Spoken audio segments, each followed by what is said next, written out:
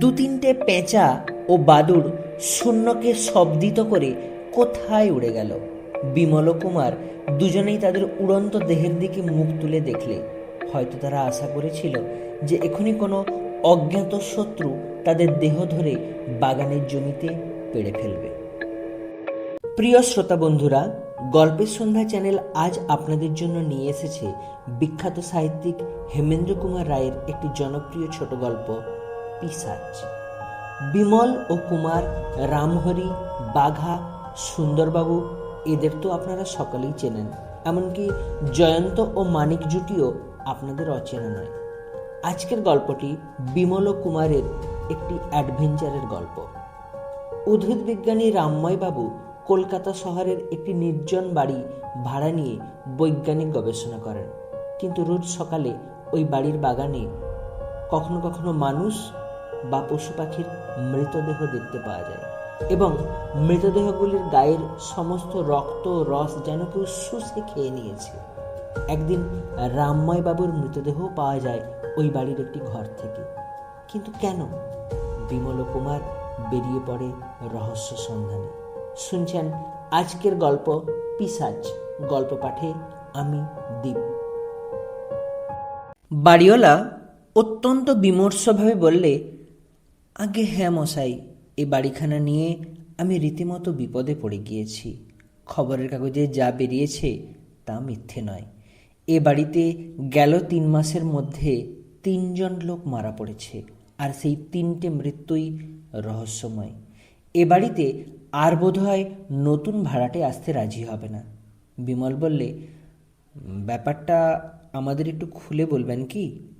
বাড়িওয়ালা বললে, ব্যাপারটা এখন সবাই জানতে পেরেছে, সুতরাং আমার আপত্তি নেই। কুমার বললে, এ বাড়িতে যিনি শেষ ভাড়াটে ছিলেন সেই রামময় বাবুর নাম আমরা শুনেছি। উদ্ভিদবিদ্যা নিয়ে গবেষণা করে তিনি খুব নাম কিনেছেন। আগে হ্যাঁ, তিনি আসবার আগে কিন্তু আমার বাড়ির কোনো দুর্নামই ছিল না। কলকাতার কাছেই যতটা সম্ভব নির্জনে বসে উদ্ভিদ শাস্ত্র আলোচনা করবেন বলেই এই বাড়িখানা তিনি ভাড়া নিয়েছিলেন। বাড়ির পিছনকার বাগানে তিনি নানা রকমের দামি গাছগাছড়া আনিয়ে পরীক্ষা নিরীক্ষা করতেন। পাছে কোনো অভিজ্ঞ লোক তার বাগানে গিয়ে গাছগাছড়ার ক্ষতি করে সেই ভয়ে কারোকে তিনি সেখানে যেতে দিতেন না। এ বিষয়ে তার নিষেধ ছিল খুব স্পষ্ট। কিন্তু মাস 3 আগে একদিন সকালবেলায় দেখা গেল রামময় বাবুর উড়ে বেয়ারাটার মৃতদেহ বাগানের ভিতরে পড়ে রয়েছে। তার সর্বাঙ্গে লম্বা লম্বা কালশিরা, তার দেহকে যেন অনেকগুলো দড়ি দিয়ে খুব শক্ত করে বেঁধে ফেলা হয়েছিল। তার গলাতেও ফাঁসির দাগ। কিন্তু সবচেয়ে আশ্চর্য আর ভয়ানক ব্যাপার হচ্ছে তার দেহের ভিতরে 1 ফোঁটাও রক্ত বা রস ছিল না। কে যেন তার শরীরের সমস্ত রক্ত আর রস একেবারে নিংড়ে বার করে নিয়েছিল। পুলিশ এলো, কিন্তু আজ পর্যন্ত এই হত্যাকাণ্ডের কোনো কিনারাই হয়নি। রামময়বাবু রটিয়ে দিলেন তার বাগানে ভূত আছে, কেউ যেন তার ত্রিসীমানায় না যায়। বিমল বললে, তারপর থেকে রামময়বাবুও কি আর বাগানের ভিতরে যেতেন না? বাড়িওয়ালা বললে, যেতেন বই কি, বাগানের ভিতরেই তার সারা বেলা কেটে যেত। তারপর শুনুন, মাস 1.5 আগে আরেক সকালে বাগানের ভিতরে আরেকটা অচেনা লোকের মৃতদেহ পাওয়া যায়। পুলিশের তদন্তে প্রকাশ পায় সে হচ্ছে একজন পুরানো দাগি চোর। চুরি করার মতলবেই এখানে এসে বেঘরে প্রাণ হারিয়েছে। সে হতভাগ্যের গায়েও ছিল তেমনি লম্বা লম্বা কালো শিরার ডোরা, আর তার দেহের ভিতরেও 1 ফোঁটা রক্ত বা রস ছিল না। বিমল খানিক ভেবে বললে, তারপর রামময়বাবু কেমন করে খুন হলেন সেই কথা বলুন। বাড়িওয়ালা বললে, খুন? না, খুন নয়। সপ্তাহখানেক আগে বাড়ির একটি ঘর থেকে রামময়বাবুর মৃতদেহ পাওয়া যায় বটে, কিন্তু ডাক্তাররা পরীক্ষা করে বলেছেন তাকে কেউ হত্যা করেনি। হৃদযন্ত্রের ক্রিয়া হঠাৎ বন্ধ হওয়াতেই তার মৃত্যু হয়েছে। কুমার শুধলে, তার দেহেও কি কালো শিরার দাগ ছিল? রক্ত আর রস কেউ শোষণ করেছিল? বাড়িওয়ালা মাথা নেড়ে বললে, মোটেই না, মোটেই না। তার মৃতদেহের অবস্থা ছিল সম্পূর্ণ স্বাভাবিক, কিন্তু হুজুগে লোকেরা তা বিশ্বাস করবে কেন? রামমাইবাবুর মৃত্যু নিয়েও তারা মহা হইচই লাগিয়ে দিয়েছে। বিমল বললে, আপনার আর কিছু বলবার নেই? আছে, তবে সে বিশেষ কিছু নয়। রামমাইবাবু মারা পড়বার আগেই ওই বাগানের ভিতরে প্রায় ইঁদুর, ছুঁচো, পেঁচা, বাদুড় আর চামচিকের মরা দেহ পাওয়া যেত। তাদের দেহেও রক্ত কি রস থাকতো না। বিমল উত্তেজিতভাবে বললে, আপনি যেসব জীবের নাম করলেন তারা সবাই নিশাচর। বাগানে কি মরা কাক, চিল, চড়াই পাখি পাওয়া গেছে? না, ও বাগান সাংঘাতিক হয় রাত্রেই। সন্ধ্যার পর আজকাল ওর আশপাশ দিয়ে কেউ হাঁটতে চায় না। সকলেরই বিশ্বাস রাত্রে ওখানে পিশাচের আবির্ভাব হয়। রামময়বাবুর মৃত্যুর পর থেকেই বাড়িখানা খালি পড়ে আছে। ওখানে আর কেউ বাস করতে চাইবে বলে মনে হয় না।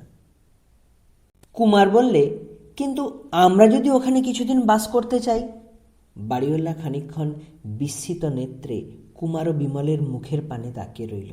তারপর বললে, তাহলে আমার আপত্তির কোনো কারণই নেই, কিন্তু মনে রাখবেন, সব কথা শুনবার পরেও ওখানে গিয়ে আপনারা যদি কোনো বিপদে পড়েন, সেজন্য আমাকে পরে দায়ী করতে পারবেন না। আমি ভাড়া দিই অর্থ লাভের জন্যে, নরহত্যার জন্য নয়। বিমল বললে, আপনি নিশ্চিন্ত থাকুন। আমাদের রক্ত শোষণ করে আজও বোধহয় এমন পিশাচের সৃষ্টি হয়নি। তাহলে এই কথাই রইল, আজ বৈকালেই আমরা ওই বাড়িতে গিয়ে উঠব। বিমল ও কুমার বৈকালের পরে সেই রহস্যময় বাড়িতে এসে উঠল। টালিগঞ্জ থেকে যে পথটি রিজেন্ট পার্কের পাশ দিয়ে গড়িয়াহাটের দিকে চলে গিয়েছে, তারই একপাশে এই সঙ্গীহীন বাড়িখানা দাঁড়িয়ে আছে। চারিদিকে ধুধু করছে মাঠ আর শস্যক্ষেত। মাঝে মাঝে এক একটা পোড়ো পুকুর বা জলাভূমি অস্তগামী সূর্যকিরণে চকচক করে উঠছে। জায়গাটা নির্জন বটে। বাড়ির পিছনেই খানিকটা জমি পাঁচিল দিয়ে ঘেরা। এইটাই হচ্ছে রামময়বাবুর বাগান। বাগানের ঠিক ওপরেই দোতলার একটা ঘরে গরম জলে চা মিশাতে মিশাতে বিমল বললে, আচ্ছা কুমার, তুমি ভূত, পেতনি, পিশাচ বিশ্বাস করো? কুমার বললে, সাধারণ লোকে যখন ভূতের গল্প বলে তখন আমি তা হেসে উড়িয়ে দিই, কিন্তু পণ্ডিত বৈজ্ঞানিকেরাও যখন ভূতপ্রেত নিয়ে মাথা ঘামান তখন তার হেসে উড়িয়ে দিতে পারি না বটে, কিন্তু বিশ্বাসও করতে প্রবৃত্তি হয় না। বিমল বললে, পিশাচেরা নাকি মানুষের মতন দেহধারী হলেও মানুষ নয়। অনেক সময়ে প্রেতাত্মারা নাকি মানুষের মৃতদেহের ভিতরে এসে আশ্রয় নেয়। তখন সেই মরা জ্যান্ত হয়ে জীবিত মানুষদের রক্ত চুষে খায়। লোকের কথা মানতে গেলে বলতে হয়, পাশের ওই বাগানে অমনি কোনো জ্যান্ত মরা রোজ রাত্রে জীবজন্তুর রক্ত শোষণ করতে আসে। বিমল ও কুমার দুজনেই জানলা দিয়ে বাগানের দিকে দৃষ্টিপাত করলে, কিন্তু তখন সন্ধ্যার অন্ধকারে বাগান আচ্ছন্ন হয়ে গিয়েছিল। বিমল চা ঢেলে একটা পিয়ালা কুমারের দিকে এগিয়ে দিয়ে বললে, কিন্তু এই নির্বোধ পিশাচটা রক্তপানের জন্য আর কি কোনো ভালো জায়গা খুঁজে পেলে না? ওই পাঁচিলের ঘেরা বাগানটুকুর ভিতরে কটা জীবই বা আসতে পারে? সামনের টেবিলের উপরে এক চাপড় বসিয়ে দিয়ে কুমার বলে উঠল, ঠিক, বাগানের বাইরে এত বড় বড় জীব থাকতে সে এখানে বসে অপেক্ষা করবে কেন? বিমল হেসে বললে, হ্যাঁ, তবে যদি বলো এই পিশাচটি অত্যন্ত বিলাসী, কবির মতো ফুলের গন্ধ শুঁকতে ভালোবাসে, তাহলে। কুমার বাধা দিয়ে বললে, আমি ওসব কিছুই বলতে চাই না। আমার মত হচ্ছে এখানে পিশাচ টিশাচ কিছুই আসে না। বিমল মৌন মুখে চা পান করতে লাগলো। কুমারও আর কিছু বললে না। চারিদিকে সন্ধ্যার নীরবতা ক্রমে বেশি ঘনিয়ে উঠছে। আচম্বিতে পাশের ঘরে একটা শব্দ হলো। কে যেন কি একটা মাটির উপরে ফেলে দিলে। বিমল ও কুমার দুজনেই চমকে দাঁড়িয়ে উঠল। তারপর দ্রুত পদে পাশের ঘরে ছুটে গেল। ঘরের মাঝখানে রয়েছে একটা মস্ত বিড়াল। বিমল হাস্য মুখে গর্জন করে বললে, তবে রে দুরাত্মা পিশাচ, এমন করে আমাদের ভয় দেখানো, রোস্ত। বিড়ালটা প্রকাণ্ড এক লাফ মেরে জানলা পথে অদৃশ্য হয়ে গেল। কিন্তু তার কয়েক সেকেন্ড পরেই বাগানের ভিতর থেকে একটা বিড়ালের অত্যন্ত তীক্ষ্ণ ও অস্বাভাবিক আর্তনাদ জেগে উঠল। মাত্র একবার, তারপরে সব চুপচাপ। বিমল আশ্চর্য হয়ে বললে, বাগানে গিয়ে বিড়ালটা অমন চেঁচিয়ে উঠল কেন? কুমার দরজার দিকে এগুতে এগুতে বললে, দাঁড়াও, আমি দেখে আসছি। বিমল তাড়াতাড়ি বললে, খবরদার, যা দেখবার কাল সকালে দেখলেই হবে। মনে রেখো, রাত্রে ও বাগান বিপজ্জনক। কি বিমল, তুমি ভয় পেলে নাকি? না ভাই, একে ভয় বলে না, এ হচ্ছে সাবধানতা। সকালে আগে বাগানটা দেখি, তারপর ওখানে রাত্রিবাস করব। রামময় বাবুর বাগান সাধারণ লোকের কাছে বিশেষ উল্লেখযোগ্য বলে মনে হবে না, কারণ সকলে যেসব বিখ্যাত ফুল গাছকে আদর করে তার কোনোটাই সেখানে নেই। কিন্তু সেখানে যেসব গাছগাছড়া রয়েছে তার অনেকেরই পরিচয় বিমল ও কুমার জানে না। ফার্ন, পাতাবাহার, ঝাউ, ক্যাকটাস ও পাম জাতীয় এমন অনেক গাছ সেখানে রয়েছে বাংলাদেশে যাদের দেখা মেলে না। একদিকে রয়েছে অনেক রকম অর্কিড। বিমল বললে, কুমার, তোমার আমারও তো বাগানের শখ আছে, কিন্তু এরকম অর্কিড কখনো দেখেছ কি? কুমার বললে, না, এগুলো বোধহয় ভারতবর্ষের অর্কিড নয়। বিমল উচ্ছ্বসিত কণ্ঠে বললে, বাহ বাহ, কি চমৎকার! দেখো কুমার, দেখো। আর সব অর্কিডের মাঝখানে বাঁধানো বেদির উপরে যে প্রকাণ্ড অর্কিডটা রয়েছে, অর্কিড যে অত বড় আর তার ফুল যে এমন অদ্ভুত হয়, না দেখলে আমি বিশ্বাস করতুম না। গাঢ় বেগুনি ফুল, আর তার প্রত্যেক পাপড়ির মুখ থেকে যেন টকটকে রক্ত ঝরে পড়ছে। রক্তমুখ অর্কিড ফুল। কুমার সেই দিকে এগিয়ে গিয়েই বলে উঠল, বিমল, শিগগির এদিকে এসো। বিমল কয়েক পদ অগ্রসর হয়েই স্তম্ভিত নেত্রে দেখলে কালকে সেই বিড়ালটার মৃতদেহ সেইখানে আড়ষ্ট হয়ে পড়ে রয়েছে। দুজনে অবাক হয়ে অনেকক্ষণ সেইখানে দাঁড়িয়ে রইল। তারপর বিমল ধীরে ধীরে বললে, তাহলে কাল আমরা এই বিড়ালটারই মরণের কান্না শুনেছি। কে একে বধ করলে? কোন অজানা বিভীষিকা এই বাগানে বাস করে? আজ রাত্রে তা বুঝবার চেষ্টা করব। পেট্রোলের একটা 400 বাতি লণ্ঠন ও দুটো বন্দুক নিয়ে বিমল ও কুমার সন্ধ্যার পর বাগানে এসে বসল। খানিক আলোয় খানিক কালোয় বাগানের বিচিত্র গাছগুলোকে আরও অদ্ভুত দেখাতে লাগলো। বাড়িওয়ালা সত্য কথাই বলেছিল, সন্ধ্যার পরে ভয়ে কেউ এদিকে আসে না, কারণ 2 ঘন্টা অপেক্ষা করবার পরেও আশপাশ থেকে তারা কোনো মানুষেরই সাড়া পেলে না। তাদের মনে হলো এ যেন সৃষ্টি ছাড়া ঠাঁই, কেবল অভিশপ্তরাই এখানে বাস করতে পারে।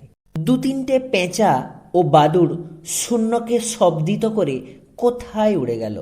বিমল ও কুমার দুজনেই তাদের উড়ন্ত দেহের দিকে মুখ তুলে দেখলে। হয়তো তারা আশা করেছিল যে এখনই কোনো অজ্ঞাত শত্রু তাদের দেহ ধরে বাগানের জমিতে পেড়ে ফেলবে। বিমল বললে, কুমার, একটা চমৎকার মিষ্টি গন্ধ পাচ্ছ কি? পাচ্ছি, কিন্তু এ বাগানে সকালে কোনো ফুলও দেখিনি, কোনো সুগন্ধও পাইনি। হয়তো এ ফুল রাত্রে ফোটে। আমার যেন মনে হচ্ছে সুগন্ধ আসছে ওই অর্কিডগুলোর দিক থেকেই। আচ্ছা, আমি দেখে আসছি। এই বলে কুমার উঠে পড়ল। বিমল দেখলে কুমার ধীরে ধীরে অর্কিডগুলোর দিকে এগিয়ে গেল। তারপর সেই রক্তমুখ অর্কিড ফুলের কাছে গিয়ে দাঁড়ালো। পর মুহূর্তেই এক আর্তনাদ, আর সঙ্গে সঙ্গে কুমারের দেহ মাটির উপরে লুটিয়ে পড়ে বিষম ছটপট করতে লাগলো। চোখের পলক ফেলবার আগেই বিমল সেখানে গিয়ে হাজির হলো এবং কুমারের দিকে চেয়ে ব্যাপারটা বুঝতে তার বিলম্ব হলো না।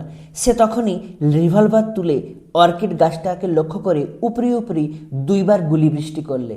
তারপর মাটি থেকে কুমারের বন্দুকটা নিয়ে আরও 2 বার ছোঁড়বার পরই রক্তমুখ ফুলশুদ্ধ অর্কিড গাছটা 2খানা হয়ে ভেঙে পড়ল। কুমার তখন অজ্ঞান হয়ে গেছে। তার সারা শরীর জড়িয়ে অনেকগুলো লম্বা শোয়া বা দাঁড়া থরথর করে কাঁপছে। বিমল তাড়াতাড়ি ছুরি বার করে সেগুলি কাটতে বসল। কুমারের জ্ঞান হয়েছে, কিন্তু তার সর্বাঙ্গ তখন ফোঁড়ার মতো টাটিয়ে রয়েছে। পাশে দাঁড়িয়ে বিমল বললে, আসল ব্যাপারটা এইবারে বোঝা গেল। কেতাবে পড়েছিলুম দক্ষিণ আমেরিকা ও আরও কোনো কোনো দেশে এমন কোনো কোনো জাতের অর্কিড পাওয়া যায় যারা জীবজন্তুর রক্ত শোষণ করতে পারে। উদ্ভিদশাস্ত্রে পণ্ডিত রামময়বাবু ওই রকম এক মারাত্মক অর্কিড এনে এখানে পালন করছিলেন। দিনে সে নিরাপদ ছিল, কিন্তু রাত্রে তার ফুলে গন্ধ জাগার সঙ্গে সঙ্গেই সে রক্তপান করতে চাইত। তখন গন্ধ ছড়িয়ে নানা জীবজন্তুকে কাছে আকর্ষণ করে এই পিশাচ অর্কিড অক্টোপাসের মতো শুয়া দিয়ে তাদের আক্রমণ করত। এতক্ষণ শুনছিলেন বিখ্যাত সাহিত্যিক হেমেন্দ্র কুমার রায়ের একটি জনপ্রিয় ছোট গল্প পিশাচ। গল্পটি ভালো লাগলে লাইক, কমেন্ট ও শেয়ার করতে ভুলবেন না। নতুন নতুন গল্পের আপডেটস পেতে চ্যানেলটি সাবস্ক্রাইব করে রাখুন। ভালো থাকুন, সুস্থ থাকুন। গল্পের সন্ধ্যা চ্যানেল হোক আপনার অবসর সময়ের বন্ধু।